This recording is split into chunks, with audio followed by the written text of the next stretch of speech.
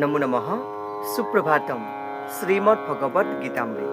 আজি শ্ৰীমদ ভগবত গীতাৰ ৰাজগুহ্য যোগ নামৰ নৱম অধ্যায়ৰ দ্বাদশ সংখ্যক শ্লোকভাগী হৈছে এনেধৰণৰ: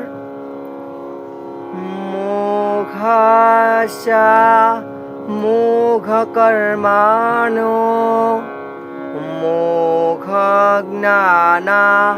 বিশেতসঃ ৰাক্ষসীমাসুৰীম শৈব প্ৰকৃতিম মোহিনীং শ্ৰিতাঃ। এই বিশিষ্ট শ্লোকভাগীৰ বক্তা হৈছে শ্ৰীমদ ভগৱত শ্ৰীকৃষ্ণ। শ্লোকভাগীৰ অসমীয়া অৰ্থ হৈছে এনেধৰণৰ: যিসকল এইদৰে বিমূঢ় হৈ পৰে তেওঁলোক আসুৰিক আৰু নাস্তিক মতৰ প্ৰতি আকৃষ্ট হয়। তেনে বিভ্ৰান্ত অৱস্থাত তেওঁলোকৰ মোক্ষৰ আশা, তেওঁলোকৰ সকাম কৰ্মসমূহ আৰু জ্ঞানৰ চৰ্চা ব্যৰ্থ হয় বুলি কোৱা প্ৰসংগত ভগৱান শ্ৰীকৃষ্ণই সখা অৰ্জুনৰ আগত পূৰ্বৱৰ্তী শ্লোকৰ প্ৰসংগক্ৰমে এই বিশিষ্ট শ্লোকভাগীৰ অৱতাৰণা কৰিছে। ভাষ্যকাৰে উল্লেখ কৰা অনুসৰি এনে বহুতো ভক্ত আছে যিসকলে নিজকে কৃষ্ণ ভাৱনা সম্পন্ন আৰু ভক্তিত নিৰত বুলি ভাবে, কিন্তু মনে মনে পৰম পুৰুষ পৰমেশ্বৰ কৃষ্ণই যে পৰম সত্য সেই কথা মানি ল'বলৈ টান পায়, আৰু তেওঁলোকৰ বাবে সেৱা ভক্তিৰ ফল অৰ্থাৎ ভগৱানৰ সান্নিধ্যলৈ আকৌ উভতি যোৱাৰ আনন্দ ভোগ কৰাটো কেতিয়াও সম্ভৱ হৈ নপৰে।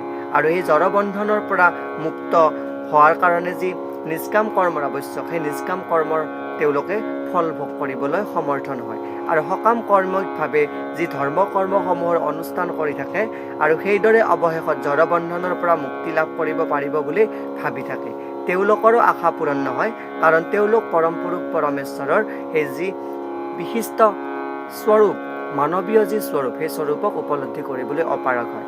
গতিকে পৰম পুৰুষ পৰমেশ্বৰৰ কৃষ্ণ এজন যে সাধাৰণ ব্যক্তি সেই বুলি ভবাটো এটা মহান অপৰাধ। যিবিলাকে এনেদৰে ভাবে তেওঁলোকে নিশ্চয় ভ্ৰমৰ বশৱৰ্তী হোৱাৰ কাৰণে এই চিন্তা তেওঁলোকৰ মনত আহিছে, আৰু কৃষ্ণৰ শাশ্বত ৰূপটোৰ ৰহস্য বুজিবলৈ অপাৰগ হৈছে। আৰু এই প্ৰসংগত বৃহৎ বিষ্ণু স্মৃতিত স্পষ্টভাৱে উল্লেখ কৰিছে যে য়ো ৱেত্তি ভৌতিকং দেহং কৃষ্ণস্য পৰমাত্মনঃ স সৰ্বস্মাৎ বহিষ্কাৰ্যঃ শ্ৰৌতস্মাৰ্ত বিধানতঃ মুখং তস্যাৱলোকাপি সশীলং স্নানমাচৰেৎ।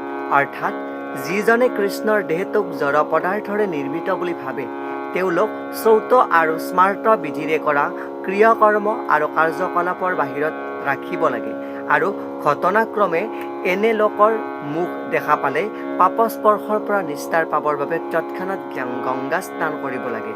পৰম পুৰুষ পৰমেশ্বৰৰ প্ৰতি ঈৰ্ষা থকা বাবে কিছুমানে কৃষ্ণক উপহাস কৰে, কিন্তু তেনে লোকৰ প্ৰকৃত জ্ঞান উদয় হোৱাৰ ক্ষেত্ৰত ভ্ৰমে সদায় বাধা দি থাকিব, আৰু ক্ৰমে ক্ৰমে তেওঁলোকে এই সৃষ্টিৰ চৰম অন্ধকাৰময় অংশত নিমজ্জিত হৈ পৰিব বুলি ভাষ্যকাৰে উল্লেখ কৰিছে। আৰু এই প্ৰসংগত ৰজ্জু সৰ্পা বিৱৰ্ত বুলিও ক'ব পাৰি, যে বিৱৰ্ত যেতিয়া আমি ভ্ৰমবশতঃ এডাল ৰছীক আন্ধাৰত সাপ বুলি প্ৰত্যক্ষ কৰোঁ, ঠিক তেনেদৰে ভগৱান কৃষ্ণ স্বৰূপকো আমি উপলব্ধি কৰাত অপাৰগ হওঁ। এয়া বেদান্ত সূত্ৰৰ উদাহৰণস্বৰূপে দাঙি ধৰিব পাৰি। এয়ে উক্ত বিশিষ্ট শ্লোকভাগীৰ সৰল গুঢ়াৰ্থ। ধন্যবাদ।